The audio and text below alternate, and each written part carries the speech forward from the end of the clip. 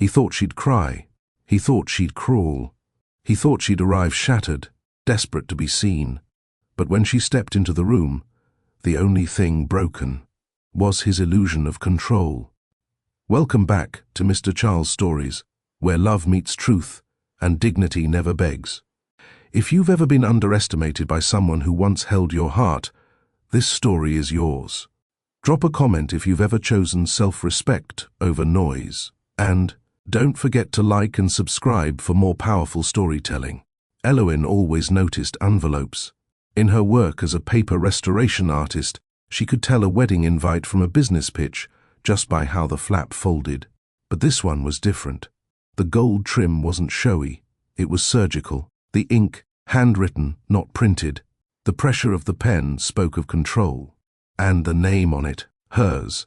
You are invited to celebrate the 3rd anniversary of Zale and Eloin. Her thumb froze over the edge. The apartment was quiet. 3 candles were lit beside the window, burning low over books she hadn't touched in weeks. The world called Zale Calderon a visionary. He owned buildings, startups, people, but he hadn't touched her in 3 months. He'd left one Tuesday morning with a suitcase and didn't come back. No message, no excuse, no divorce, just space. And now, a party. She read the words again. Celebrate. Anniversary. She exhaled. The woman she was 3 years ago might have thrown the envelope away, or worse, called him, begged him to explain. But that woman was long gone. And if Zale wanted a performance, then fine. She'd give him a mirror instead. The dress hung in her closet untouched for weeks. Midnight blue, silk, long sleeves, fitted waist. The kind of dress you wore when you didn't need sequins to say something. Eloin pulled it down gently, pressed the fabric against her chest. Not mourning, not trying, just ready. She called May, her stylist and friend. Browns or reds for the eyes? Eloin asked calmly. May caught the tone instantly. What's happening? I have an anniversary to attend. There was a pause. Then, he's trying to throw you off. Walk in like you own that ballroom. I plan to. The night came fast. A car waited downstairs. She stepped in without a word. Her coat was long and unbuttoned, revealing the way her dress kissed her shape without apology. As the car moved through downtown, Eloin stayed still. Not a single text from Zale, not a single clue, just the invite and his expectation. She could see it clearly. He thought she'd fall apart in the crowd. He thought she'd beg him with her eyes to come home. He thought silence had softened her, but silence had sharpened her instead. The ballroom loomed like a castle. Gold light spilled from chandeliers onto polished marble. Music poured out like champagne. She stepped in. No one spoke, but heads turned. Some guests blinked, others whispered. Not because she was late, not because of scandal, but because no one expected her to arrive looking like this. 3 years ago, she walked into this same ballroom holding Zale's hand. Tonight, she walked in holding nothing but power. Zale saw her. From across the room, with his arms slung lazily over the shoulder of a younger woman in pale gold, he looked up and saw Eloin. He didn't smile. Not immediately. The flicker of discomfort crossed his face before charm returned. But she'd seen it. And that was enough.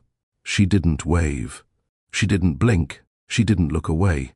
Instead, Eloin turned toward the bar and ordered sparkling water with lime. Slow, unbothered, a waiter passed by. She declined the champagne flute. Eloin, a voice said behind her. She turned. A former colleague. Kevin, a name she only vaguely remembered. I didn't expect to see you here, he said, shifting awkwardly. She lifted an eyebrow. Why not? He cleared his throat. I guess, considering things between you and Zale. She let the awkwardness stretch, then smiled. I never miss a good party, especially one that still uses my name. He laughed, uncomfortable. Well, you look, she cut him off gently. Enjoy your evening. She didn't need a crowd. She didn't need revenge. She needed him to see her as she was, unruined, unbothered. undone from the hold he assumed he still had, and by the look in his eyes across the room, that message had already landed. "Eloin." His voice came from behind her, low and familiar. "It used to be home." She turned slowly, like she had all the time in the world. Her glass clinked lightly as she set it down. Zale. He looked as he always did, composed, expensive, and deliberate. But there was something else too, behind his expression. Uncertainty. Weakness, maybe. As though even he couldn't predict what she might say. "I wasn't sure you'd come," he said, stepping closer. She tilted her head, calm. "Then why send the invitation?" He hesitated. She watched his eyes flicker. "I thought it might be nice to see you again, to acknowledge the day." Eloin blinked once. "You mean to see what I would do?" Zale's jaw moved slightly. "That's not what I—" She raised her hand, cutting him off. "You expected me to beg, Zale." He said nothing. She continued, her voice soft but steady. "You walked out without a word, no closure, no explanation. And now you throw a party?" His throat bobbed. It wasn't meant to be cruel, but it was convenient. He exhaled. "You look—" She shook her head, tired of the script. "Don't do that." "Do what?" "Act like this is normal." They stood beside a tall window now. City lights glimmered behind her. Zale leaned against the wall, his shoulders tense. "You were quiet," he said. "I had nothing to say. I was figuring things out. Alone." He ran a hand through his hair. "It was a hard time for me too, and you handled it by disappearing." "I didn't disappear. I gave us space." She gave a quiet laugh. "You gave yourself silence. You gave me confusion." He didn't reply. She stepped back half a pace, the rhythm of her heels clicking softly. The kind of sound that stays with a man longer than words. "I didn't come here to play catch-up," she said. "You invited me to see what I'd become, and now you have—" Zale blinked slowly. "You've changed." "No," she said. "I just stopped waiting for you to notice who I already was." Across the room, the blonde woman, Presley, watched them closely. She began walking over. Her expression carried the kind of curiosity that came from knowing only half the story, but wanting full control. "Eloin," she said with a polished smile. "Nice to see you again." Eloin turned, polite but unmoved. "Presley." Presley's lips curved. "I was surprised you came." Eloin smiled back. "That makes two of us." Zale shifted between them. "Presley, we were just talking." Presley looked at him, then at Eloin. "Well, I hope it's a pleasant reunion." Eloin tilted her head. "Pleasant enough. I'm learning what silence can teach a woman." There was a pause. Presley tried to match the confidence, but came up short. "Zale mentioned you were private. He also mentioned we'd grow old together," Eloin replied. "We all believe things that don't age well." Presley's face tightened slightly. Zale stepped in. "Let's not do this here." "I'm not doing anything," Eloin said. "Just existing, which I hear is quite threatening these days." She turned away before either could speak again. Her walk across the floor was unhurried. She stopped at the same bar and nodded to the same bartender. "Sparkling water. No ice." "Yes, ma'am," he said, eyes flicking with recognition. She didn't need champagne. She didn't need noise. She had walked through fire in silence. Tonight, she walked through marble with grace. A woman with salt and pepper curls approached her near the tall vase of white roses. "Are you Eloin Calderon?" she asked. Eloin nodded. The woman smiled warmly. "I saw you speak at that gallery event last year. Your restoration work is stunning." Eloin blinked. That memory felt like another lifetime. "Thank you," she said. The woman smiled again. "You carry yourself like a woman who's come back to herself." Eloin held her gaze. "That's exactly what I did." Across the room, Zale watched. Presley leaned in, asking him something. He barely heard her. All he could see was Eloin. Not the version he married, not the version he left, but the one he never made room for, the one who bloomed after him. As the music swelled, Eloin let herself stand in the middle of the room, untouched, untethered. A slow jazz piece drifted through the space, but she didn't dance. Not tonight. This wasn't a return. This was a reckoning. And the one thing louder than revenge was the silence of someone who no longer needed you. Have you ever walked into a room knowing someone expected you to break? Have you ever stayed calm while someone waited for you to beg? That moment when you realize you've outgrown what once hurt you. It changes everything. Comment, dignity is enough if you've ever left quietly but walked out stronger. Like, share your moment in the comments, and subscribe to Mr. Charles' Stories for more emotional justice and quiet power. The music slowed. Conversations blended into the backdrop. But Zale couldn't unsee her. Eloin moved with intention. She didn't try to take up space, but space reshaped itself around her anyway. She spoke to an older couple near the floral installation. She nodded at a server who passed by. She even offered a soft laugh to someone's comment, but none of it was for show. Not once did she look back at him, and that, somehow, made him feel more seen than ever before. He excused himself from Presley's side with a mumbled reason about phone calls. She didn't protest. Maybe she understood. Or maybe she was just there for what his last name offered. Either way, it didn't matter. Zale needed air. He stepped out onto the balcony. Cold air kissed his face. It should have cleared his mind, but it didn't. All he could think about was how she hadn't flinched. No tremble in her voice. No bitterness. No weakness, just truth. Inside, Eloin remained where she was. She wasn't trying to dominate the room. She had already done that the moment she walked in and didn't break. Her silence was sharper than any confrontation. It was intentional. It was earned. And it was years in the making. 3 years ago, she would have stood beside Zale, her hand resting lightly on his forearm, scanning every conversation to make sure nothing was said that could damage his image. Now, she didn't care, because his image had nothing to do with her worth anymore. Eloin made her way toward the gallery corner, a quiet section with floor-to-ceiling. Photos from Zale's ventures, ribbon cuttings, charity galas, press conferences. She paused in front of one. It was taken on their wedding day. Zale had used the photo in his partnership announcement, framing their marriage as a union of minds, his power, her elegance. She stared at it. Not because she missed it, but because she no longer recognized the woman in the image. That version of her had been polished, proper, patient, and painfully silent. She had mastered the art of not taking up emotional space, of shrinking when his moods shifted, of making peace even when she was bruised by absence, but no more. Eloin. The voice came gently this time. She turned.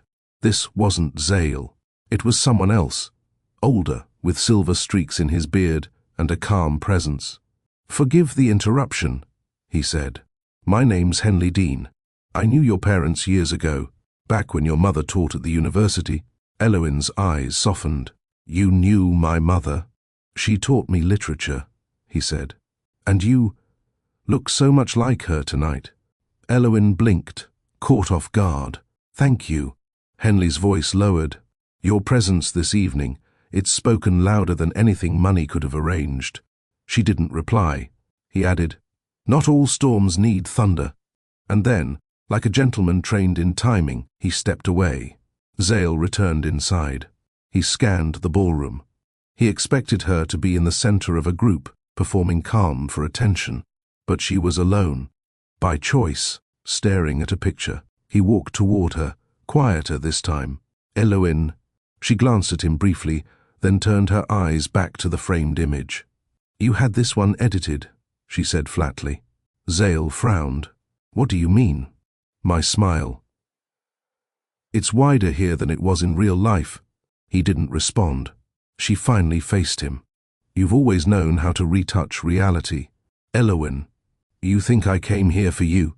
His silence gave her the answer. She shook her head. "I came here for the version of me that used to believe your silence was strength." Zale tried again. "Can we talk? Really talk? You lost that access when you left, without telling me why. I didn't want to hurt you. You did. He stepped closer. I wasn't ready for the kind of woman you were becoming. And there it was, the closest thing to truth he'd ever offered her. They stood in front of the framed memory. Two people who used to believe marriage was enough to make love last. But tonight, only one of them had done the work of grieving that illusion. And it wasn't Zale. Back near the bar, a young woman approached Eloin with timid eyes. "Excuse me," she said. "I just wanted to say, the way you carried yourself tonight, people noticed." Eloin raised a brow gently. "People?" The woman smiled shyly. "Not everyone here wants power. Some of us came to see if you'd show us something stronger." Eloin gave a slight nod. "Then I'm glad I came." She didn't know the woman's name, but the way she said it, "show us something stronger," settled in Eloin's bones. This wasn't about proving anything to Zale anymore. This was about showing women what it looked like to rise, without bloodshed. By the time the clock struck 10, people had begun to drift toward the dance floor. Couples formed, laughter echoed, flutes refilled. Eloin remained still. She had no interest in blending in. She'd already done her part. She made her choice simply, to leave before the speeches, before the honoring of a marriage that had been hollow for too long. She walked toward the exit. But before she could reach it, Zale appeared once more, closer this time, desperate in his stillness. "You're leaving?" "I came." "That's enough." He reached for her arm gently. "Eloin, wait." She looked at his hand, then at him. He let go. "I threw this event because I thought you needed closure," he said. She paused. "That's where you were wrong. You needed to feel important again. That's not fair." "No," she said softly, "but it's accurate." She took one last look at him, and then, with poise that couldn't be shaken, she turned and walked out the door. The night air met her like truth, cold, clean, and unmistakably free. Her driver opened the car door. She stepped in without hesitation. Zale didn't follow, because he finally understood. She hadn't come to see if he still loved her. She came to confirm she no longer needed him to. The car pulled away from the ballroom slowly, gliding past pillars and polished glass. Inside, Eloin sat without speaking. Her hands rested in her lap. The midnight blue fabric still shimmered slightly under the dome light. Her heels were off, tucked to one side of the seat.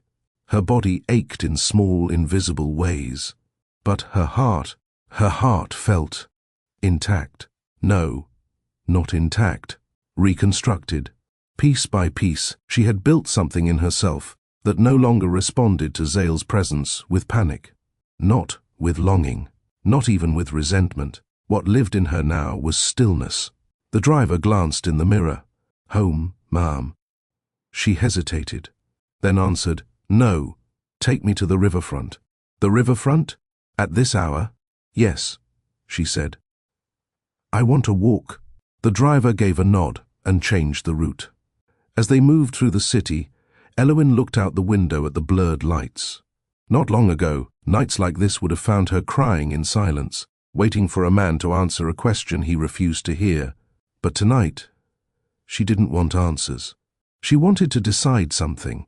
When the car parked, she stepped out and pulled her coat tighter. The winter air brushed her cheeks, raw and honest. The boardwalk was nearly empty, just water, fog, and the sound of distant traffic humming like an old secret. She walked slowly, hands tucked into the pockets of her coat. Each step felt like a statement, the kind no one else needed to hear. 3 benches down, she sat. Her thoughts didn't swirl. They aligned. Everything Zale had said tonight echoed in fragments. "I wasn't sure you'd come. I thought it might be nice. I wasn't ready for the kind of woman you were becoming." That last one lingered, because it was the first time he admitted something real. He hadn't wanted a partner. He wanted someone who reflected his power without threatening it. And when she began evolving beyond his control, he chose absence over growth. But the thing about absence is, it creates room. And Eloin had filled that room with something Zale never expected, a life without him. She pulled out her phone, opened her notes app and typed, "Day 1. I didn't fall apart in front of him. I smiled. I walked. I left. And the weight lifted. She saved it without a title. She didn't know what this was yet. A journal? A log? A record of becoming? All she knew was she didn't want this moment to disappear without being witnessed, even if only by herself. Across the water, city lights danced on the surface. For years, she'd looked at skylines like this and thought of him. Tonight, she looked at it and thought of herself. She didn't want revenge in the way people spoke of it. No public drama, no scandal. What she wanted was to redirect the energy he wasted, to take back what was stolen in small, subtle ways, her focus, her time, her dignity, and build something from it, not for applause, but because she could. The next morning, Eloin woke early. The ballroom felt like a dream, sharp in pieces but distant. She reached for her robe and moved toward the kitchen with ease. She brewed tea instead of coffee. Her body didn't need a jolt. It needed grounding. While it steeped, she opened her laptop and searched for something she hadn't looked at in over a year, her application to host a solo exhibition. Before things fell apart, she had submitted a proposal to showcase her art restoration work, paired with modern installations, an idea meant to reframe how people see time and beauty. Zale had called it a hobby, not commercial enough. She had dropped the project. Now, she reopened the draft, reread her outline. The proposal still made sense. In fact, it made more sense now. Because restoration wasn't about making things look new. It was about honoring what survived. And she had survived. Later that afternoon, she visited the art conservatory downtown. It smelled like aged wood, varnish, and quiet purpose. She walked through the exhibit slowly, her eyes tracing the tiny cracks in every painting, flaws once hidden, now framed. She paused in front of a 19th century piece, a woman standing at a cliff's edge, hands open, wind pulling at her dress. She whispered under her breath, "You walked away too, didn't you?" As she stepped out of the exhibit, her phone buzzed. A message, unknown number. "You were incredible last night. Thank you for showing us how strength looks." A woman in the room. Eloin stared at the message for a long time. She hadn't known anyone was watching. But maybe that's how change worked. You walk through your own fire, and someone else sees a way out through your glow. By evening, she was back home. She took off her jewelry, washed her face, and curled up with her journal. Not the phone notes. Her real one, leather-bound, heavy. She opened a new page. What do I want to build next? Not a reaction, not to prove anything, but to replace what he never nourished. Then she underlined it once. Power that does not need noise. She leaned back in her chair, eyes closed. Zale might still try to reach her. Presley might still sneer behind tight smiles, but Eloin had made her first move. And it wasn't loud. It was internal, strategic, irreversible, the kind of beginning even silence couldn't undo. 3 days passed. The buzz from the anniversary event hadn't faded. Whispers swirled online. Some whispered admiration.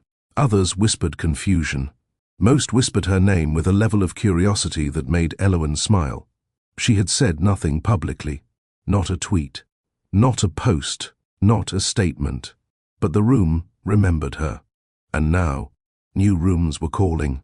May sent a message early that morning. "Hey, there's a private gallery dinner Friday. I want you there. Small circle. You belong." Eloin read it slowly. She hesitated, but only for a second. "Send me the details."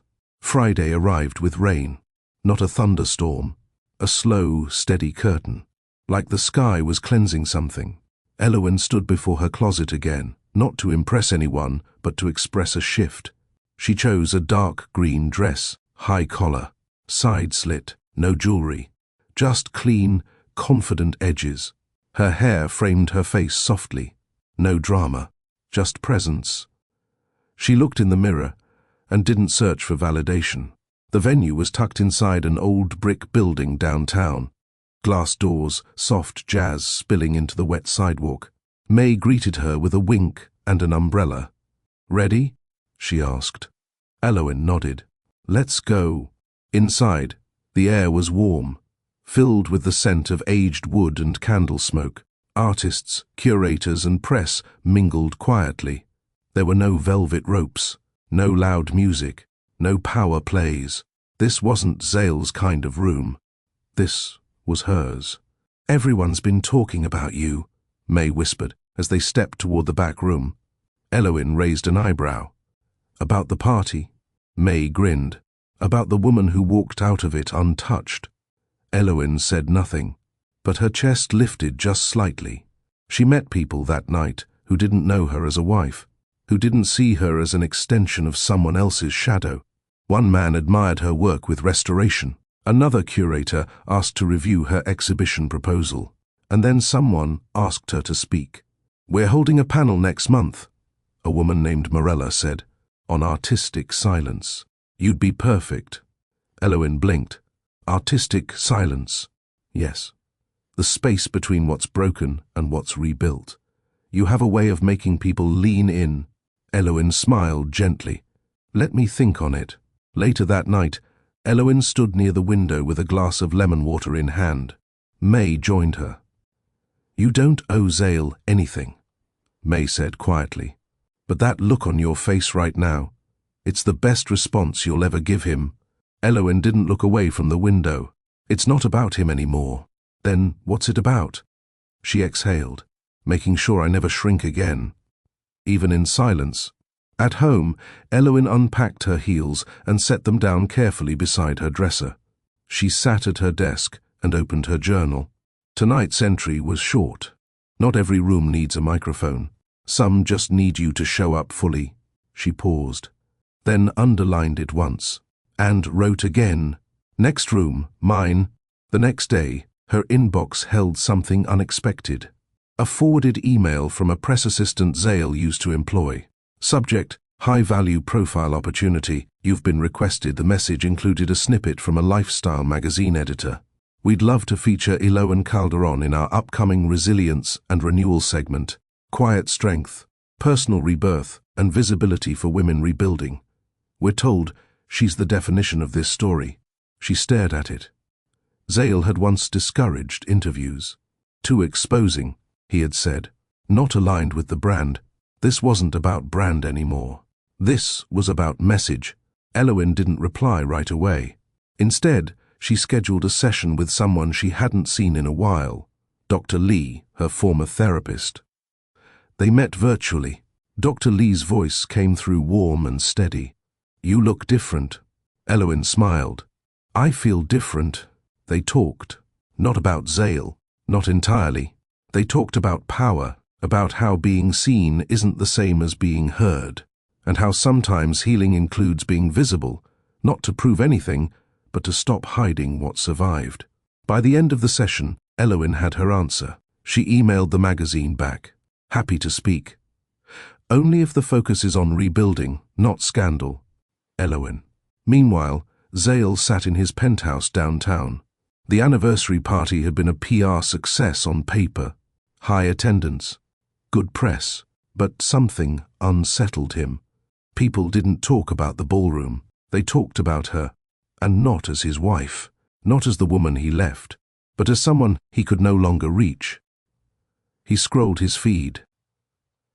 Someone had shared a clip of her from years ago, an old panel where Eloin spoke about restoring damaged artwork. Her voice had been soft, precise. Her passion clear. Preservation isn't about hiding the cracks, she'd said. It's about honoring the fact that something still exists despite them. Zale stared at the video. It had resurfaced without her even trying. That was the kind of presence no press team could buy. That night, Eloin prepared tea and looked out the window. The city glowed below her. She held no anger, only clarity. She didn't need to plan revenge like a movie script. She only had to keep rising where he never believed she could. And the higher she rose, the smaller he'd become in her memory. The invitation came 2 weeks later, an event titled Voices Between the Lines, a panel focused on resilience through art and silence. Curators, survivors, and creators would speak on how stories can be told without spectacle. Eloin stared at the email for a long time before replying, not because she wasn't ready, but because she wanted to make sure her words wouldn't be about Zale. Not directly. This wasn't about retelling pain. It was about teaching through recovery. She agreed to speak, on one condition. No questions about my marriage. I'm not here to relive someone else's power. I'm here to own mine. The organizers agreed. The event was held in a renovated library.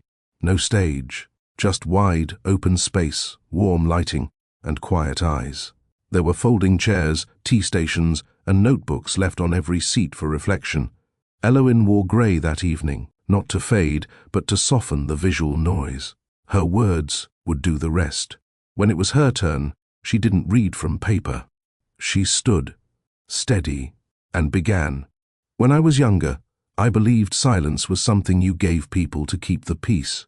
Now I understand that silence is also something you reclaim when your voice has been misunderstood for too long. The room listened. Phones didn't buzz. Whispers didn't stir. She continued. I spent years being introduced as someone's wife. It wasn't offensive, it just became small.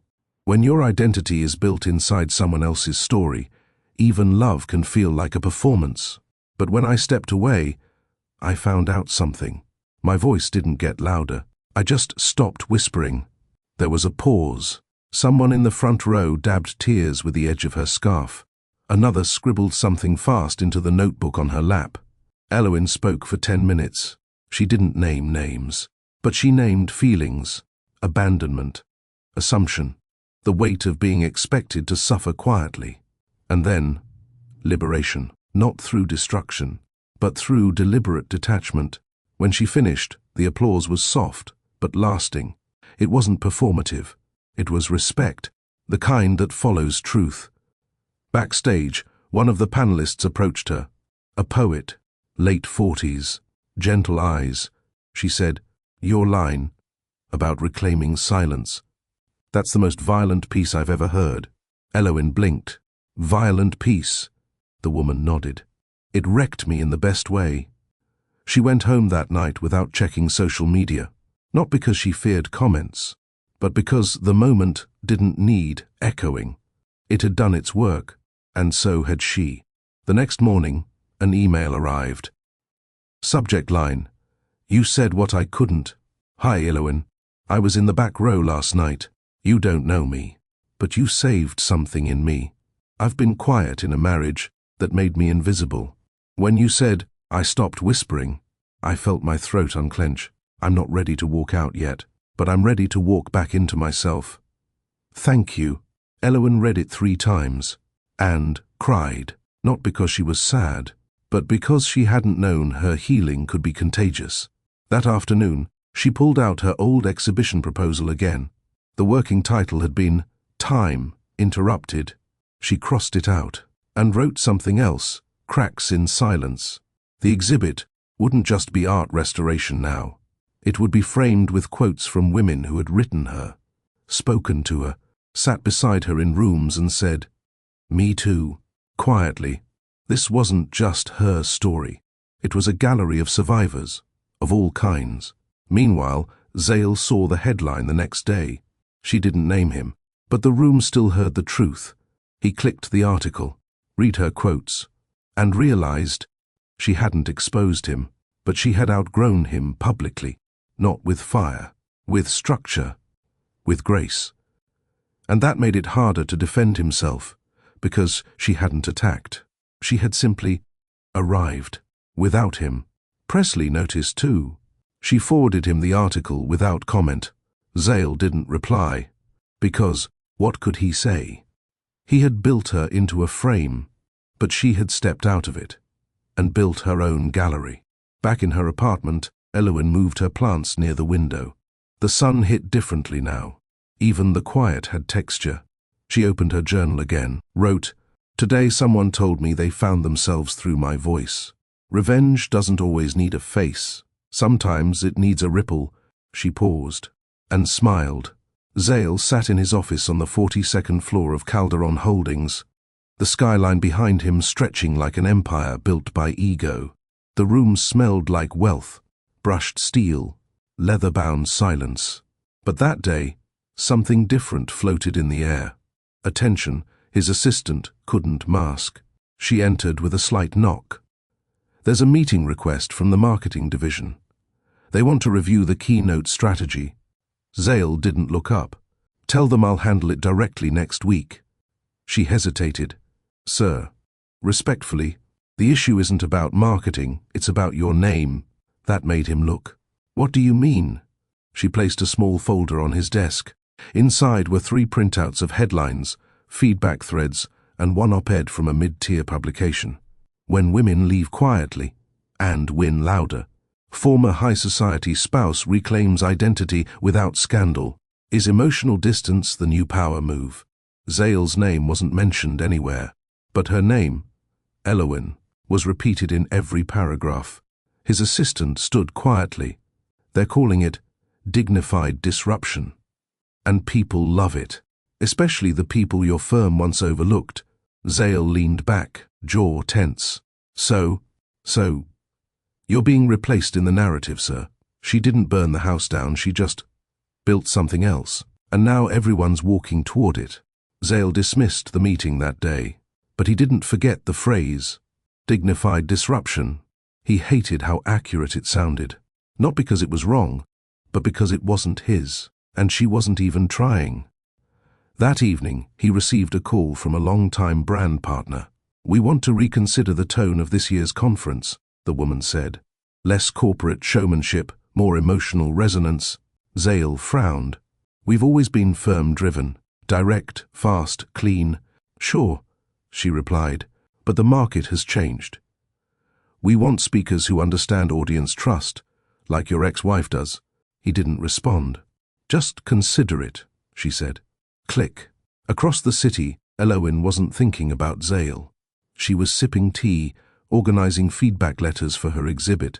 There were over 200 now, some typed, some handwritten, some unsigned, folded in quiet pain.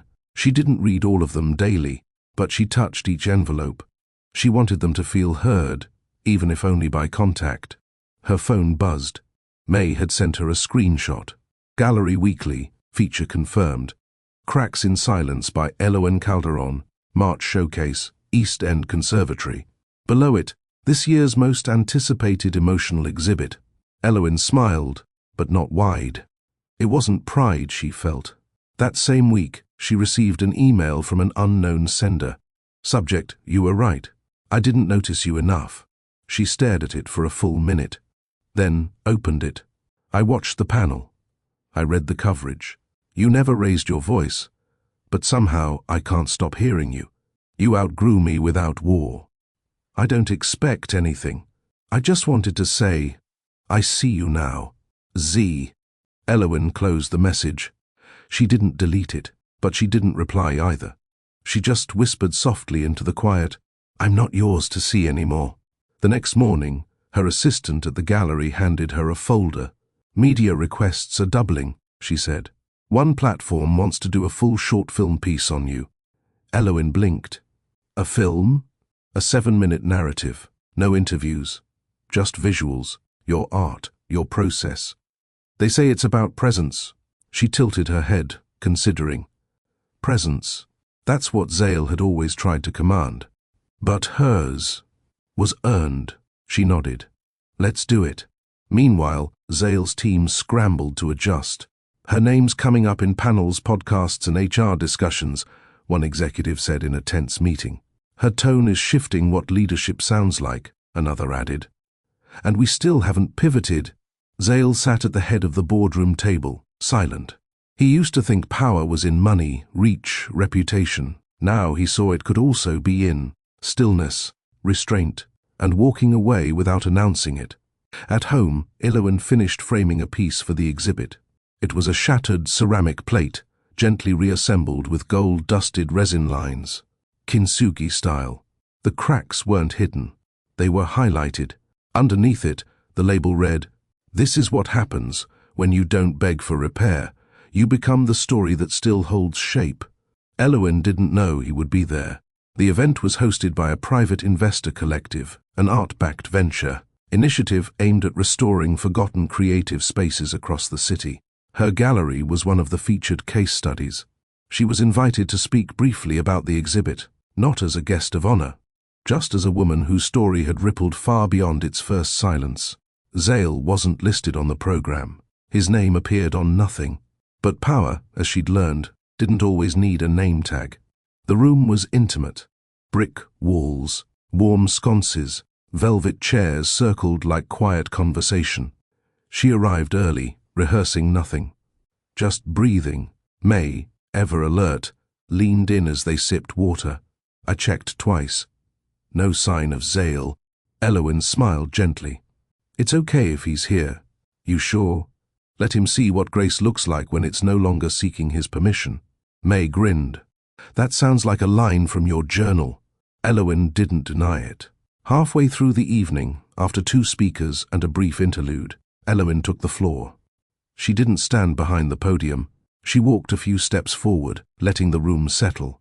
We talk a lot about restoring spaces, but rarely about restoring people. When this project started, I wasn't looking to be seen. I was learning how to see myself again. And sometimes, restoration is just another word for survival that's been softened by time. The room was still. She met no one's gaze in particular, until her eyes landed on him. Zale, standing near the back, hands clasped loosely in front of him. No security, no entourage, no spotlight, just presence. And this time, not hers. She didn't flinch. She didn't pause. She didn't rush. She finished her talk with one final line. Not everything broken needs fixing. Some things just need to be respected for still standing. Applause followed. Soft, deep, unforced.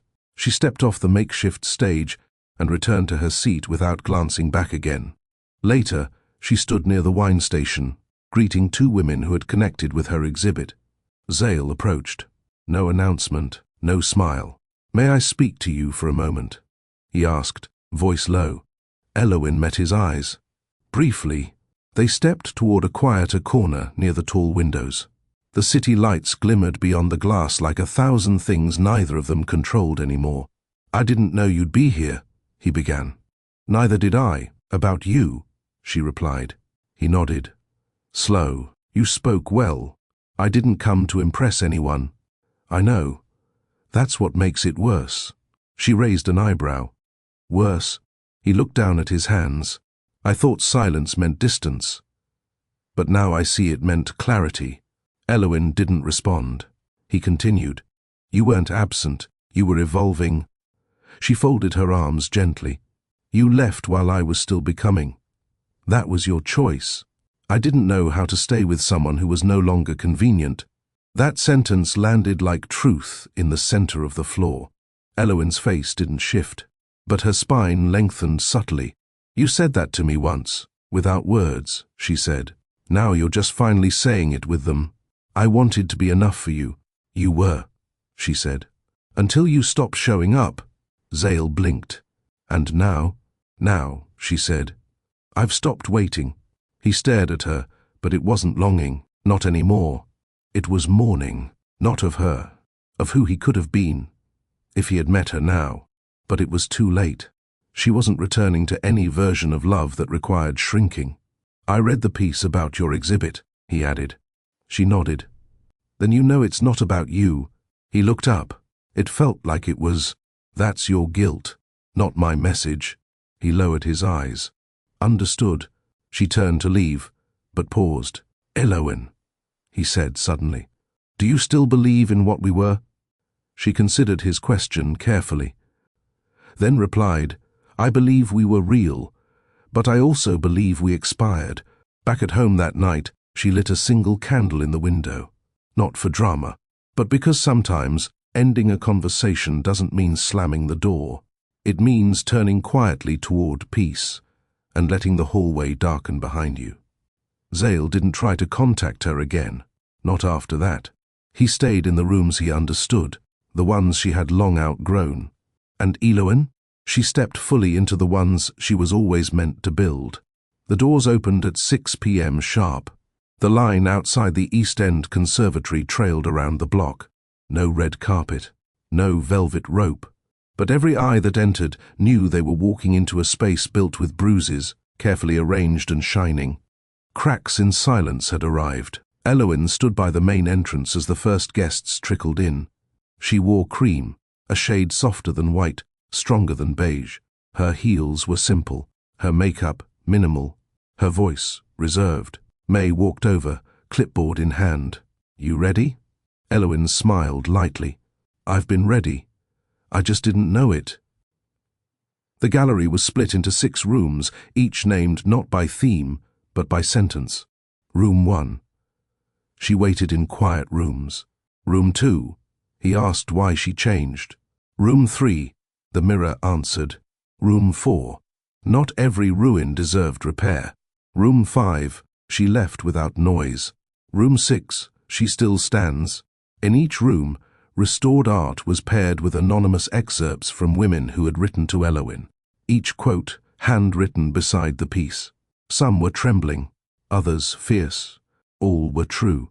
A mother stood in front of a restored oil painting of a woman mid-turn, her spine arched as if resisting stillness. The quote read, "He never raised his hand, but I stopped breathing every time he entered the room." The woman wiped a tear. Her daughter, standing beside her, gently took her hand. Across the room, an older man stood quietly in front of another piece, broken ceramic mended with bronze seams. His lips moved. He read it aloud. Leaving wasn't revenge. It was self-preservation with a side of dignity. Back in the hall, a local journalist approached Eloin. "Your rooms don't scream," she said. "They whisper in ways people can't ignore." "That was the point," Eloin replied. "You've changed how exhibits feel," the journalist added. "There's structure, yes, but the message is emotional architecture." Eloin nodded. "I wasn't trying to build a museum. I was building a mirror." By 7:15, the entire conservatory was full. An hour later, the online gallery launch crashed from traffic. Eloin didn't gloat. She didn't trend. She remained present, holding conversations with women who whispered "thank you" like a confession, and others who said it loud enough for strangers to hear. Later that night, Eloin stepped into room 5 alone, the room titled "She Left Without Noise." At the center stood a sculpture she had poured months into, a tall, fractured marble column. From the front, it looked whole, but from behind, it was hollowed. A note at the base read, "He never heard her leave, because he stopped listening long before the door closed." Zale hadn't come.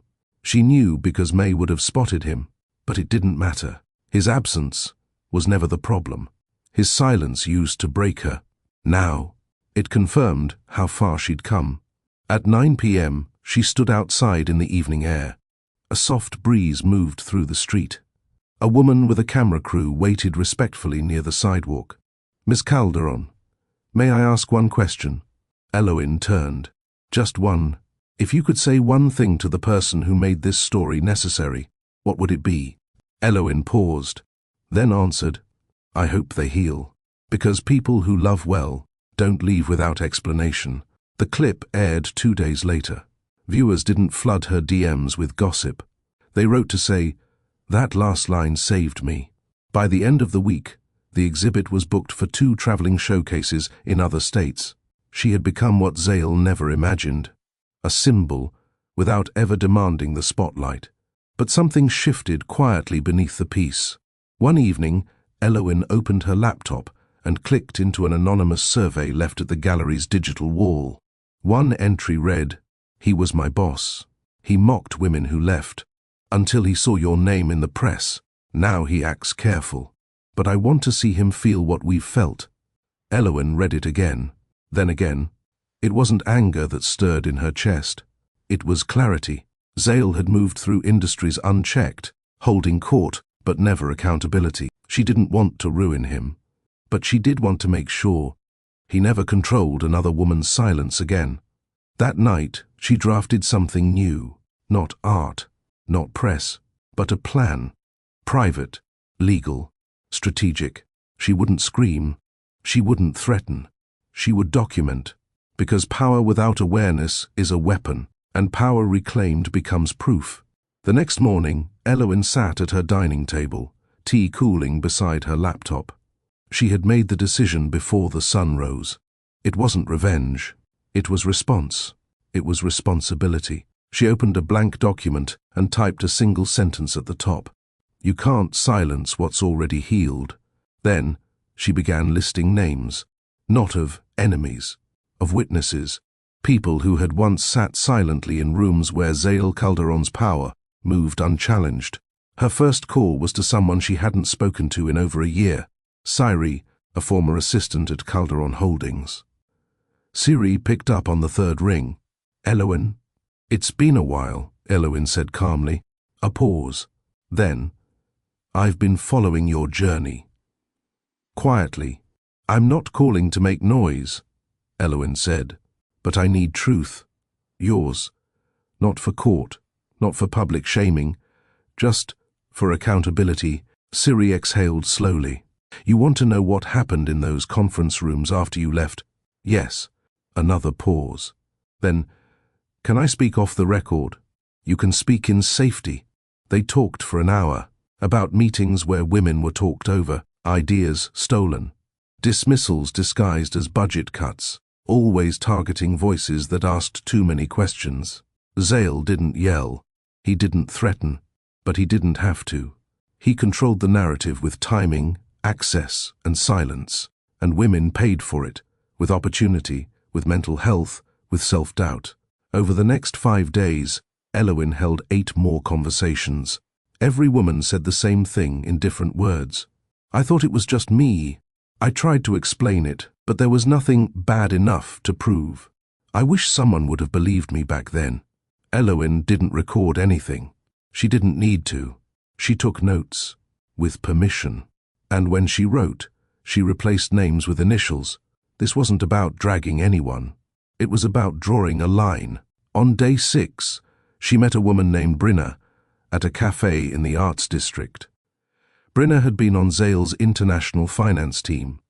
She was the only one who had ever dared to resign in the middle of a product launch, and paid for it with a buried NDA and career redirection. I signed what they asked, Brinna said, but I never signed away my memory. Elowen nodded. That's all I need. By the end of the second week, Elowen had compiled a 28-page brief. No accusations, just patterns, chronologies, emails, tone shifts, performance reviews that had no rationale. She added a final page titled, Power Without Witnesses, a case study in passive control, and under it, this document is not a weapon, it's a warning. That silence, when met with clarity, becomes irreversible. She shared it with only one person first, Marin, a legal consultant, who specialized in ethical restructuring within corporate systems. Marin was sharp, unmoved by names, driven by fairness. She read the file quietly, flipping each page slowly. When she finished, she closed it and looked up. You're not trying to destroy him, she said. No. You're trying to protect the next her. Elowen nodded once. Marin leaned back. This changes how I see restoration. That night, Elowen wrote in her journal, if truth makes someone uncomfortable, it's only because they were comfortable inside the lie. Elsewhere in the city, Zael sat through another strained board meeting. He had been told by 3 departments now, we need to re-evaluate leadership culture. The pressure wasn't loud, but it was consistent, and it came from voices who never used to speak, the kind who had once smiled politely and said nothing. Now they used words like retention climate, internal imbalance, unclear pathways for women. He knew where it came from. Not from headlines, from Elowen. Not because she had named him, but because she had removed his permission to frame her story. In her studio, Elowen unwrapped a new canvas. For the first time since the gallery opened, she felt something different move through her hands. Not sadness, not even strength, precision. She painted cracks, not in marble, not in pottery, but in blueprints, walls without windows, ladders that only rose for one type of hand. And in the corner of the canvas she etched, "Not all ceilings are glass, some are made of stories no one believed." She didn't share this one with the public, not yet. She kept it in the back room of the conservatory, for herself, for the women she spoke to, for the quiet archive she was building, not to publish, but to preserve. May came in one morning and asked, "What are you going to do with all of it?" Elowen looked up from her desk. "I don't know yet." May tilted her head. "You're holding more power than he ever did. You realize that, right?" Elowen nodded slowly. "That's why I'm holding it carefully. What if quiet healing became the most powerful answer you ever gave? Have you ever kept records, not for revenge, but for your own clarity?"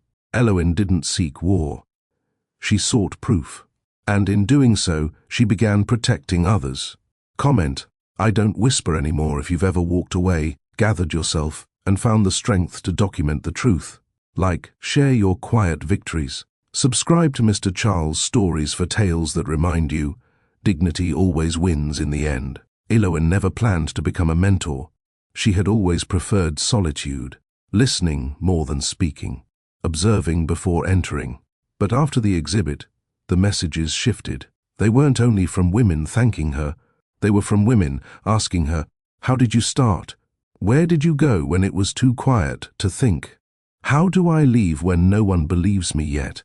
So she said yes to one group, a closed women's network that met monthly in a local co-working loft. Artists, professionals, young founders, divorcees, students, each carrying a different kind of bruise. The first session was titled, "Unlearning the Urge to Explain." Elowen stood at the front, chalk in hand, wearing a slate-grey wrap top and soft jeans. She didn't talk about herself. She talked about the air in a room. When someone walks in and assumes your silence means surrender, how do you respond? A young woman named Kemi raised her hand. "I used to justify everything. Now I just pause." Another nodded. "I don't shrink anymore. I just shift." They weren't broken. They were becoming clear. After the session, one woman lingered, late 20s, nervous eyes. "I never left," she said. Elowen waited. "I stay because he doesn't hurt me, not with hands, but he erases me in rooms, makes decisions for me before I've even spoken." Elowen didn't rush. Then she said, "That's not small, that's erosion. You're allowed to name it." The woman's eyes welled. "How did you leave?" Elowen answered gently, one choice at a time, none of them loud, but every one final. That night, Elowen walked home under soft city lights. She didn't feel heavy. She felt needed. And that was new. At Calderon Holdings, Zale felt the pressure rising like heat under polished glass. The leadership summit was weeks away. His name was still on the keynote. But this time, the event manager requested something different. "We want a softer narrative," she said. "A panel, maybe, featuring diverse perspectives, including external voices." Zale narrowed his eyes. "Meaning, people like Elowen Calderon. What she's done." He cut her off. "She's not a consultant. She's a sculptor." The woman nodded. "Exactly. And right now, people trust sculptors more than they trust CEOs."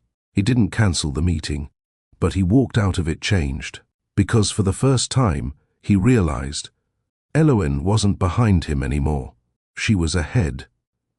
Elowen's work didn't stop. She launched a short-form podcast, 10 minutes each episode, no music, just her voice. Titles like, "Questions I Stopped Answering," "The Day I Didn't Wait for Closure," "What Silence Taught Me About Influence." The episodes spread quietly. They weren't explosive. They were steady, like water, undoing stone, one drop at a time. One evening, she received a DM from someone unexpected. "Lindsay, a former executive assistant at Zale's company. You don't know me, but you saw me once. I poured you water at a board dinner. I was invisible until that day. Now I run my own remote operations firm. Because of your panel. Because you said, you're not responsible for staying in rooms that diminish your voice. I just wanted to say thank you." Elowen screenshot it, not to post, to keep. As proof, at the next women's group session, she started with a question. What do you say when someone says you've changed? One woman answered, I say, yes, finally. Another, I say, no, I just stopped performing. Elowen smiled and said, I say, I stopped asking you to keep up. By the end of that week, Elowen was invited to speak at a corporate ethics roundtable, not as a victim, as a case study. The invitation read, we believe lived experience is data, and your decisions redefined a blueprint for conscious leadership. She paused on the phrase, lived experience is data. Zale had always ignored experience unless it could be quantified. Now the world was asking for the opposite. She accepted the invitation, and she didn't tell anyone, not even May, because this wasn't about announcement, it was about alignment, the difference between noise and message. Zale, in his glass tower, felt the walls hold, for now, but he heard the shift. No one blamed him publicly, but no one asked for his input either. And that, in his world, was the real beginning of the end. Elowen, meanwhile, sat by her window one night, her tea untouched, the city glowing. She didn't feel victorious. She felt responsible, because power was now in her hands, and she planned to use it. Quietly, deliberately, and never alone. The roundtable was hosted at the Alden Institute, an angular glass structure nestled between downtown towers. The invitation-only event drew executives, HR reformers, creatives, and consultants. Elowen didn't bring anyone. No entourage, no stylist, no press manager. She wore deep navy, soft matte lipstick, and her hair in a low knot. Power didn't require shine. It required clarity. She arrived 15 minutes early, as she always did when something mattered. The event coordinator guided her to the speaker prep room. You'll be part of the second panel, Narrative Power, Leading Without Control. Elowen nodded. Who's moderating? Cambria Wills. And Zale Calderon is listed as a listener for the first half. The word listener lingered. She smiled. Let's hope he remembers how. The first panel opened with case studies. One speaker cited a consulting firm that reversed its retention drop by shifting tone, not policy. Another spoke about leadership that hears but doesn't own. Then came a clip from Elowen's podcast, a 10-second segment. You don't have to speak louder than the system.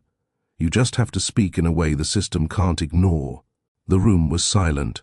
Zale sat near the middle, chin resting on clasped hands. He didn't react, but Elowen saw it. A twitch of the jaw, the subtle tightening of posture. For once, he couldn't define the message, because this room didn't belong to him. When the second panel was called, Elowen walked to her seat. No nerves, no script, just presence. Cambria, the moderator, welcomed the group with a nod. Today, we're not discussing failures, we're discussing awakenings, silent ones, delayed ones, and those that don't come with press releases. She turned to Elowen. You've said before, we need to stop treating harm as a footnote in success. Could you expand on that? Elowen didn't rush. She leaned slightly forward. When leadership is measured only by profit, harm gets classified as a learning curve. But harm has names, faces, emails, and the silence around it isn't neutral. It's design. A woman in the audience nodded slowly, pen still in hand. Another whispered, That's it. Cambria asked, How do you think systems can evolve? Elowen replied, By choosing discomfort over defense. Someone near Zale scribbled those words. He noticed. Cambria smiled. That's a hard ask for certain egos. Elowen added, So is losing relevance quietly, but here we are. The panel lasted 45 minutes. Every sentence Elowen spoke was calm, no blame, no names. But everyone heard the truth. And Zale? He sat the entire time, unable to change the channel. After the event, in the reception space, a few attendees came to Elowen. One, a department head from a national tech firm, said, We've been hiring leadership consultants for 5 years. None said what you did in 4 sentences. Another whispered, You're not reacting. You're rebuilding the blueprint. She smiled politely, but didn't linger. She didn't need more proof. She had already walked through it. She saw Zale just once, standing by the coffee station. They didn't speak. He didn't approach, and she didn't invite it. But he watched her greet a senior partner from a firm he used to pitch. He watched the partner ask Eloin for a sit-down, and he saw her say yes, with the same grace she used to use on him when she still believed he could meet her where she stood. That night, Eloin returned home to a quiet apartment and took off her heels slowly. She poured tea, sat cross-legged on her couch, and opened her journal. Today, I sat at a table that used to belong to him, but it didn't feel like revenge. It felt like design, not loud, but permanent. At Calderon Holdings, Zale sat alone in his office long after his assistant left.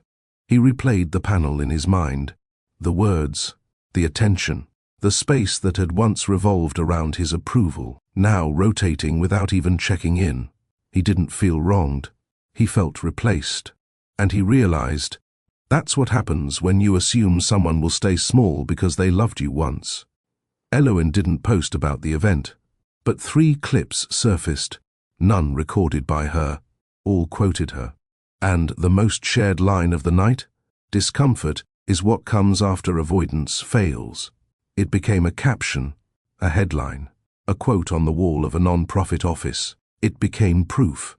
Eloin hadn't planned on writing a book. She never liked the idea of turning pain into product. But after the roundtable, a publisher emailed her with a quiet message. We're not asking for a tell-all. We're asking for a guide. Your voice has become structure for others. We believe it can do the same in print. At first, she hesitated, but then she remembered the way women sat forward in every session, the way their pens moved fast when she paused, the way they left behind notes that didn't ask for help, just direction. And so, she opened a new document and titled it, without begging, A Soft Woman's Manual for Hard Exits. The chapters came quickly. Red flags are often woven into luxury. Silence is a decision. Don't waste it. Leaving doesn't always mean packing a bag. The exit strategy isn't always physical. Kindness doesn't mean continuing. She didn't name Zale. She didn't quote her past. But his blueprint was the one she was redrawing. And the book was not about escape. It was about redefinition. May read 3 chapters and called her immediately. This isn't a book, she said. This is emotional infrastructure. Eloin smiled. Then maybe it'll help build something. May paused. What if it scares him? Eloin answered plainly. It's not for him. Meanwhile, Zale entered week 3 of departmental restructuring. It had started with a leadership survey, something HR had pushed after an anonymous staff submission referenced an emotional blind spot at the highest level. Zale hadn't taken it personally. Until the exit reports began surfacing. 3 high-performing women had left in the span of a month. All 3 had strong internal reviews. All 3 had declined exit interviews. But one wrote a single line in her resignation form. Your silence is consistent. That's why I'm leaving. He knew it wasn't about Eloin. Back in her studio, Eloin finished the 7th chapter and paused. She stared at the page. Something in her chest felt heavy, but not painful. It was real. She closed her eyes and whispered aloud. You don't need a story to be loud. You just need it to be structured. A call came in from Cambria, the moderator from the round table. I just wanted to thank you again. You changed the air in that room. I didn't plan to. Exactly, Cambria said. That's why it worked. Cambria continued. Would you ever consider designing a program? For leaders. A soft power framework. Eloin exhaled. Let me think. But she was already thinking. At Calderon Holdings, a junior exec named Tayana requested a private meeting. Zale accepted. She entered his office calmly, holding a folder. What is this? He asked. An internal review. The kind you never saw. Because women like me don't usually speak directly. He opened it. The first line read, Culture trickles down from tone, not policy. He glanced at her. You could have sent this anonymously. I could have, she said. But I saw Eloane Calderon speak last month, and I realized silence is a system, and I'm done participating in it. She left the folder on his desk and walked out. Zale didn't call her back. That night, Eloane took a walk alone through the old garden district. She used to walk there when Zale traveled. When weekends were long and quiet and full of questions, she didn't dare ask. Now the questions were different. Now they sounded like, what kind of systems do I want to build? How do I help women exit softly and still be heard? What's the legacy of healing without spectacle? She paused under a street lamp and opened her notes app. She typed, "A woman's greatest revenge is not her success. It's the system that no longer dares to mute her." She hit save. At a bookstore 3 weeks later, a pre-order page went live quietly. Without begging, A Soft Woman's Manual for Hard Exits, by Eloane Calderon. No blurbs, no trailers, just one quote on the cover. Leave quietly, then teach others how. It sold out its first printing in 6 hours. The day the book shipped, Eloane stayed offline. She didn't need to see numbers, didn't need praise. She walked to the conservatory alone, stepped into room 6, she still stands, and sat on the bench beside her sculpture. It was still there, the broken column with its gold-filled fractures.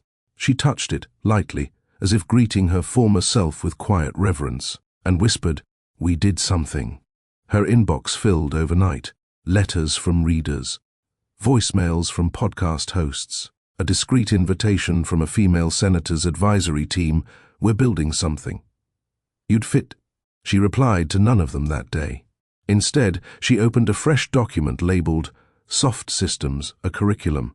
In the following weeks, Eloane quietly partnered with 3 women: a trauma-informed leadership coach, a cultural architect, a non-profit founder supporting women exiting high-control relationships. Together they built a 6-module framework, the Quiet Exit Model.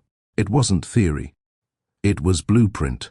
Eloane's calm, tactical tone set the rhythm. Meanwhile, Zale's name surfaced in a small op-ed. Corporate cultures built on quiet disrespect are cracking. When the women leave, the rooms change. And sometimes, they don't come back. No names were cited. But insiders understood. The industry was shifting, and Zale's model hadn't moved with it. Internally, 2 of his top executives filed formal concerns about leadership tone. The phrase passive exclusion appeared 5 times in their feedback. Zale's board didn't call a crisis meeting. But the silence was different now. No one protected his reputation by default. No one rushed to explain him. He sat in a leadership summit and watched a guest speaker, one of Eloane's collaborators, reference her quote, "Power used without pause is not leadership. It's performance with a victim." The room didn't flinch. Zale did. Eloane didn't speak about him. She didn't speak about the book's reach. She focused on the women building their own systems now. Her second podcast season launched under a new name, Blueprint Quiet. Episode titles included Why Closure Isn't the Point, Making Peace with Not Being Understood, The Apology You'll Never Get, and Why You'll Survive Anyway. In each episode, she wasn't dramatic. She was exact. And her listeners didn't comment with praise. They commented with decisions. I walked out this week. I sent the email I kept rewriting. I didn't defend myself in a room that never deserved my explanation. One afternoon, she met with a publishing strategist. They discussed the book's 2nd edition, speaking engagements, and something new. "You ever thought about creating a private leadership circle?" he asked. Eloane paused. "Not a club," he clarified. "A vault. Invite only.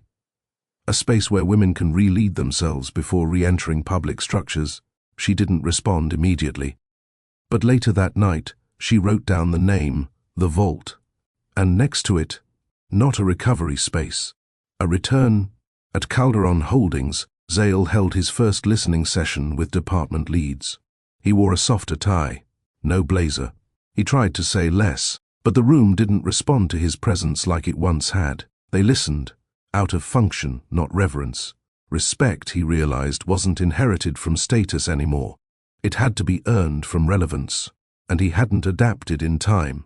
Elowen sat with May on the balcony one night, both wrapped in soft sweaters, tea cooling in ceramic mugs. "You realize you've reshaped how people leave," May said. "I didn't mean to." "You didn't have to. You modeled it." "And they followed." Elowen smiled, then whispered, "And none of it started with shouting, just a decision not to beg. The first Vault meeting wasn't hosted in a hotel, not in a boardroom, not in a gallery.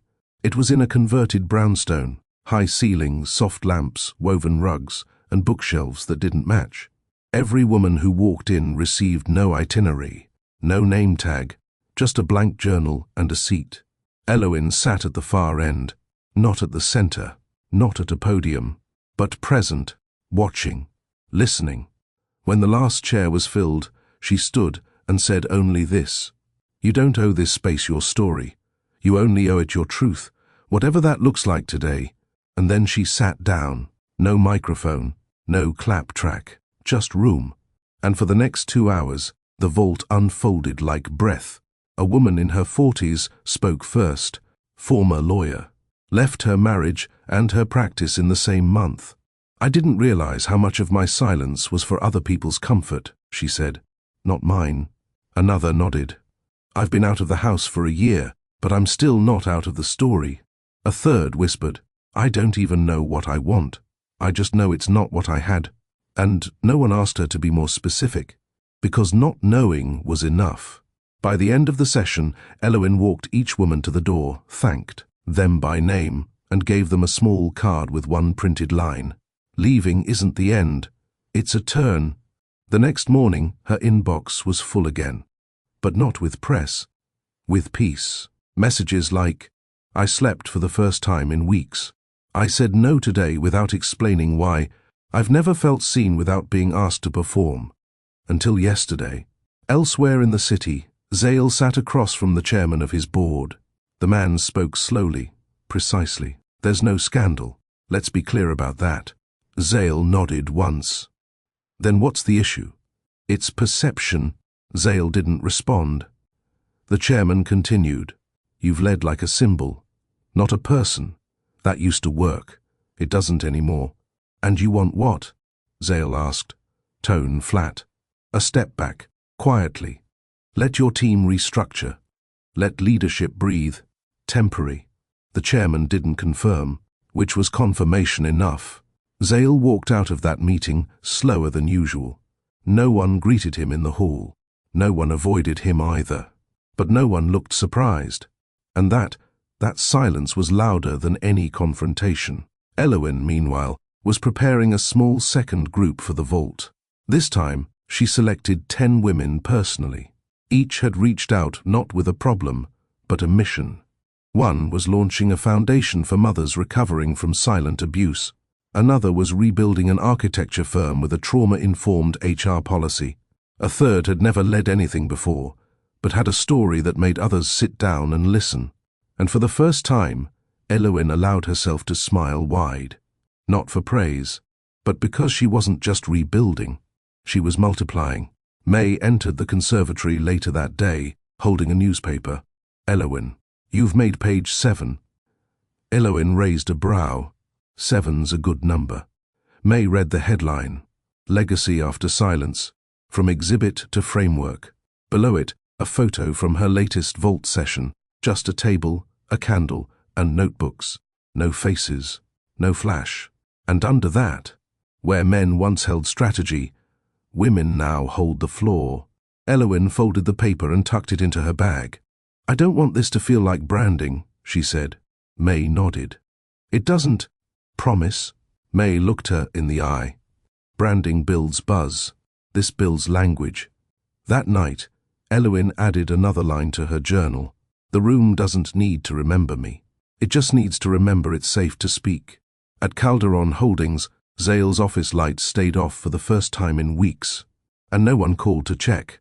Zale didn't wake to alarms anymore. He woke to absence. The absence of early calls.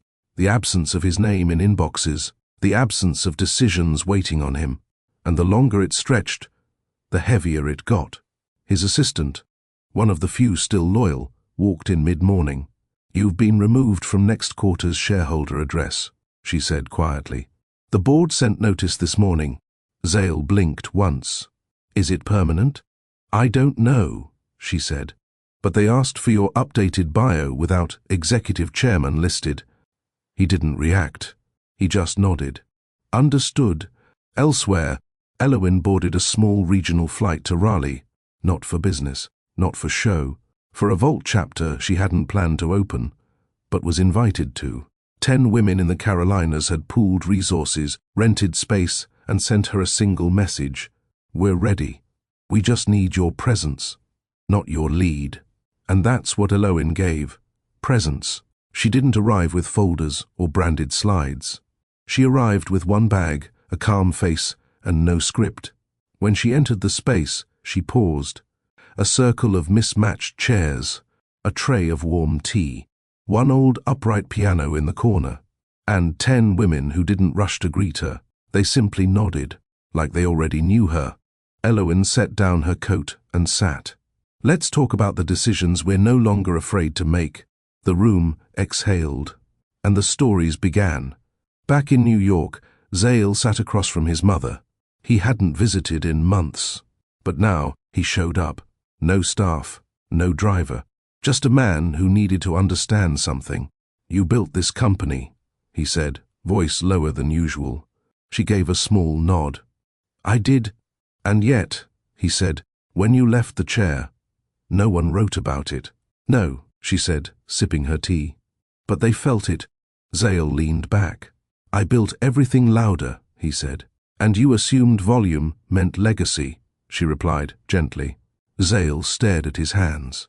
"Is silence worse?" She shook her head. "Silence lasts longer."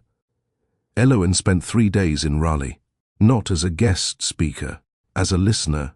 By day 3, she wrote a note to herself. "What I build isn't mine to keep, but it's mine to seed." She folded the paper and left it in the center of the room when she left. The women didn't rush to frame it. They copied it by hand and placed it in their wallets. Back in Manhattan, Zale visited a private gym. No paparazzi, no press, just him, sweat, and silence. On the treadmill, he didn't run fast. He ran long. Every mile, he repeated one question in his head: "If everything I built was stripped from my name, what would remain?" He didn't have the answer. Not yet. That weekend, Elowen returned to the conservatory. May was in the garden. "I heard from the Minneapolis group," May said, smiling. "They've started theirs." "No invite?" Elowen teased. May laughed. "They said, and I quote, 'We've studied the model. We're not fragile.'" Elowen smiled wide. "That's the point." Then her face turned quiet. "I never thought I'd be part of something without controlling it." May patted her shoulder. "That's why it works. You finally let go." At Calderon Holdings, Zale cleared his desk. No press release, no framed photo, just files returned to archives, old letters shredded, and one final memo. "Legacy isn't built by name. It's built by space." He didn't sign it. He didn't need to. The message landed. At home, he passed by the shelf where Elowen's hands once rested, the same one she wiped each spring, the same one she leaned on when she told him goodbye. He touched the wood once, then left the apartment without a word. Across cities and time zones, women who once flinched when asked to lead now stood first in line. Not because of Elowen, but because she had reminded them, power isn't volume. Power is truth, and truth doesn't need an audience to live. Elowen received the email at 6:03 a.m. Subject line: Keynote opportunity, the Catalyst Women's Summit. At first, she ignored it. By 9:12 a.m., May walked in with coffee and a familiar raised eyebrow. "You saw it?" Elowen didn't reply. May handed her a printout. "Your silence did more for us than any seminar we've attended. We don't want a lecture. We want your presence on your terms." Elowen folded the paper and set it down. "Do you want to go?" May asked.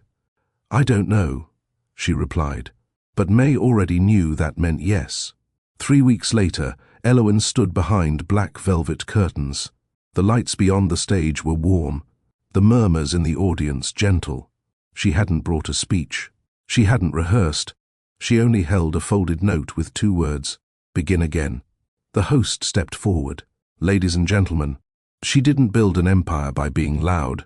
She built a foundation by being unshakable. "Please welcome Elowen." The rest faded into applause. Elowen stepped into the light. She didn't stand at the podium. She sat on the edge of the stage instead. "I was never meant to be the one people watched," she said quietly. "But that's what made the watching matter." She spoke for 22 minutes. No buzzwords, no slides, no branding, just truth. And when she looked up halfway through, her breath caught. Second row, end seat, navy suit, eyes down. Zale. She didn't pause. She didn't falter. But her heartbeat did something unfamiliar. She finished with one question. "If your silence taught someone to speak, was it ever wasted?" Applause, not roaring, but steady. She bowed her head once, stood, and walked off stage. Backstage, May waited. "You knew he'd come," she said. Elowen didn't respond. "I didn't tell him," May added. "I know," Elowen replied. "Will you speak to him?" Elowen shook her head. "Not yet." Zale sat through the next 2 speakers. He didn't blink often. He didn't fidget. But his mind wouldn't still. He had heard her speak before, at investor galas, boardrooms, private dinners, but not like that. Not as herself. Not for herself. He left before the panel ended. He didn't go backstage. He didn't ask to see her. He walked out into cold air and asked himself why silence burned more than confrontation. That night, Elowen lay awake. Her phone buzzed once. A message from an unknown number. "You didn't build an empire. You lit a path I refused to walk. I see now." She deleted it without replying. But she didn't block the number. The next morning, May placed an envelope on Elowen's table. "No sender," she said. Inside was a single photo of the original vault space. No people, no note. But the doormat in the photo was new. It read, "We're no longer waiting." Elowen smiled. "This is how legacy begins," she whispered. "Not by force, but by echo." The next day, a courier arrived at Vault's front desk with a sealed box. May intercepted it. The sender, Zale Rennick. Inside, Elowen found no jewelry, no letters, no apology, just a thick file marked "Transition Proposal, Vault Ownership," and a single sticky note. "It's yours already, but let's make it legal." She read every page twice. It was thorough, clean, no loopholes. Vault's remaining holdings in Zale's portfolio: 6% equity, 4 intellectual properties, 2 silent partners, offered back to her in full. No strings, no press, no fanfare. May stood across the room, waiting. "Well?" Elowen held the final page and breathed deeply. "I'll sign," she said. "But not until we meet." They met at a small conservatory uptown. Private, quiet, warm with filtered sunlight. Elowen arrived first. Zale came in moments later. He wore no tie, no watch, no visible weight, yet none of the old ease either. He sat opposite her. They didn't order anything. He placed a small folder between them. She didn't touch it. "I know you don't need my permission," Zale began, "but I needed to offer you what I should have let you build freely." Elowen didn't interrupt. "I'm not here to explain myself," he added, "only to release what never belonged to me." "Why now?" she asked. "Because for the first time, I saw Vault through the eyes of someone who never wanted to control it." Elowen looked at him. He didn't flinch. "This isn't about you missing me?" she asked. He smiled, small and tired. "It's about me finally seeing you." She opened the folder. "Everything's in order," he said. "No hidden clauses. I added a clause that gives full decision-making rights to you retroactively. You're rewriting history?" "No. I'm acknowledging it wasn't mine to write." Silence sat between them. Elowen finally spoke. You taught me a lesson I wish I didn't have to learn. Power is often quieter than we expect. Zale nodded. And now? She asked. I have nothing to teach, he replied. Only room to repair what I broke in others. They stood. No handshake, no hug, but no bitterness either. Zale turned to leave. Before he walked out, Eloin called softly. Zale. He turned back. Next time you choose a partner, whether in business or life, don't confuse silence with agreement. He nodded once. I won't. 3 days later, she signed the papers. Vault was now wholly hers. May framed the original articles of incorporation next to the new transfer of ownership. 2 signatures, same ink, different weight. A month later, a young female founder visited Vault. She'd been turned down by 3 male-led venture groups. She asked Eloin why Vault existed. Eloin handed her a card. On the back, handwritten in cursive, some women build empires, some build exits. I built both. That night, Eloin walked through the new Vault space quietly. No plaque, no ribbon cutting, just her steps echoing against clean walls and open rooms. She touched one wall gently. Now it begins, she whispered. Outside, a message came through from an unknown number. Thank you.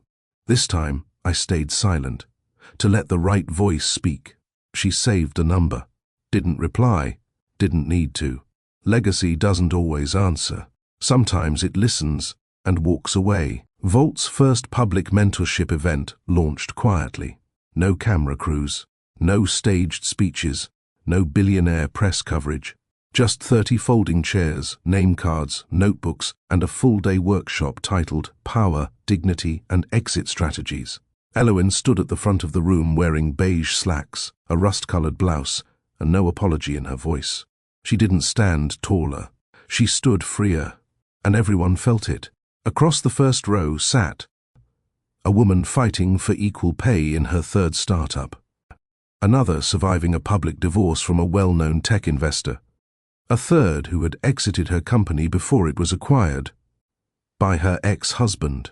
None of them asked for pity. They came for blueprints, and Eloin handed them out. She opened the session without slides. No screens, no spotlight. Only this: we don't heal by winning. We heal by remembering why we walked away in the first place. Midway through the session, someone raised a hand. She introduced herself as Sadira Gelin. Brown curls, sharp voice, tired eyes. I have a question, she said. What if the man who doubted you now wants back in? On your terms. The room held its breath. Eloin looked at her, then said slowly, Then you ask yourself one thing. What's that? Are your terms based on love, or are they still correcting his?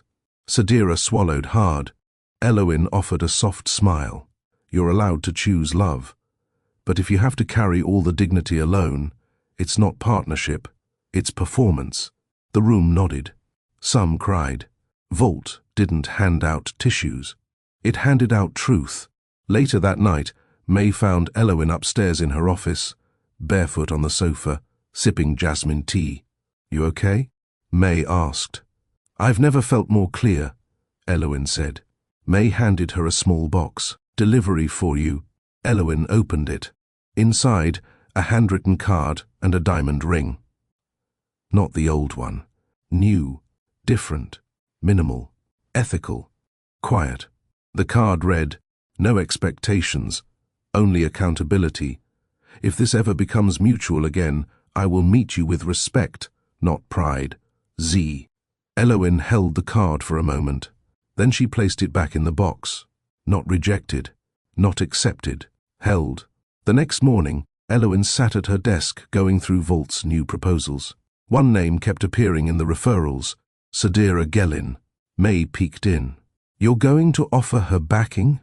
Eloin didn't look up. I'm going to offer her what no one offered me, a chance before she has to break. 2 weeks later, Sadira stood in the Vault foyer, stunned. She had just signed a backing agreement. Equity preserved, creative control intact. No one asked about her last name or who she'd once been married to. Eloin smiled from across the room. Build it right. You don't need to rebuild it twice. Sadira nodded. Thank you. Don't thank me, Eloin said. Outgrow me. Volt's second year began with 5 new founders, 4 former critics, turned allies, and 1 anonymous donation to their scholarship fund. Eloin never asked who sent it, but she had a feeling. She didn't need confirmation. Some redemptions don't need applause, only quiet replacements. Later that week, Eloin sat at the back of a cafe where Volt once hosted its first client pitch. May joined her. You know, May said, you could write a book about all this. Eloin laughed. And title it what? May thought. Unscathed? Eloin smiled. No, title it Unearned Power Never Lasts. The night was still. Eloin stepped onto her small balcony and looked out at the city. Below, people were dancing, strangers laughing in a rooftop bar across the street. Above, the sky was clear, no storms, no noise, no billionaire shadows stretching across her choices. Just her. She wrapped the robe tighter around her waist and sat down with a journal in her lap. She hadn't written in months, not since the night of the anniversary event. Inside the journal, she didn't recount what happened. She wrote what didn't. She didn't break. She didn't seek permission to leave. She didn't try to win him back. She didn't lose her name in the wreckage. She turned to a blank page. At the top, she wrote, Lessons from a love that demanded my silence below it. 1. Love isn't proven by endurance. 2. Pride doesn't equal presence. 3. Power without accountability is damage waiting to be done. 4. Silence isn't weakness. It's strategy. 5. A woman doesn't need to explain why she left. His behavior already did. The doorbell rang. May's voice called from the front door. Eloin, it's Xavian. She didn't stand. She didn't panic. She waited. He didn't walk in. May wouldn't have allowed it. But a note was slid under the door. Eloin let it sit. 5 minutes. Then 10. Then she picked it up. It was short. I understand now. I tried to love you in the language of power, but you speak in peace. If peace ever needs company, I'll listen first. She read it twice, folded it, placed it under her journal, then walked to the window and opened it. The night air didn't need answers, only release.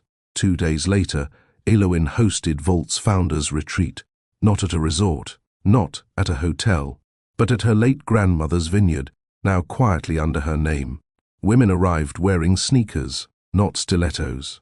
They brought notebooks, not pitch decks. They sat under oak trees, ate food they cooked together, and told the truth.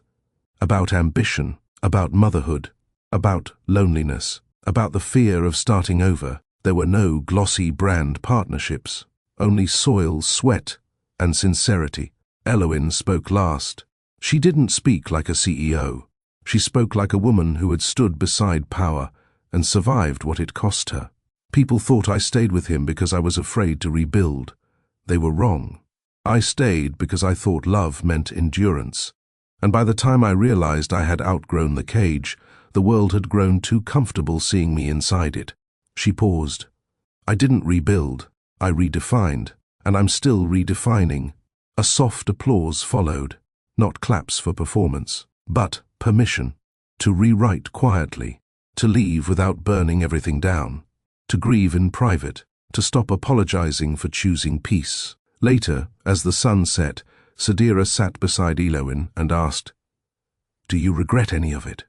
Eloin didn't answer right away. Then, I regret the parts of myself I abandoned to stay loved, but even that taught me who I'll never be again. Sadira nodded. I hope I learned that sooner than you had to. Eloin placed a hand on hers. You will. And you'll teach the next woman faster than I could. The retreat ended with a bonfire. No speeches, no toasts, just women sitting in a circle watching the flames rise. Xavier never texted again. He didn't need to. He had said what mattered. He finally understood. Understanding didn't buy him back into her life. It gave him his own healing to do. 2 months later, Volt launched a new podcast called Quiet Exits, featuring stories of women who walked away from rooms they once begged to enter. The first episode, I Wasn't Unloved, I Was Unseen, narrated by Eloin herself. It trended in its first week, not because of drama, because the world was finally ready to hear women who didn't scream when they left. They simply didn't return. In her closing lines, Eloin said, "You don't have to break glass to prove you were trapped. You don't have to publish the apology to prove you were right. And you don't need him to confess to know he caused the silence in you. Leave loud if you must. Leave quiet if you prefer. But leave with your worth intact." Somewhere in the city, Xavier heard it. He didn't flinch. He didn't call. He simply stared at the ring still in its box and whispered, "You never owed me forgiveness." And he was right. She never did. Eloin's final journal entry that year read, "I walked out No, I didn't just walk out. I walked forward. And that made all the difference." If this story moved you, share it with someone who's still afraid to walk forward. Comment below. Peace is powerful if you believe silence can speak louder than revenge. Subscribe to Mr. Charles Stories for more narratives that remind us, power is not volume. Love is not pain. And dignity always belongs to the one who leaves clean. See you in the next one.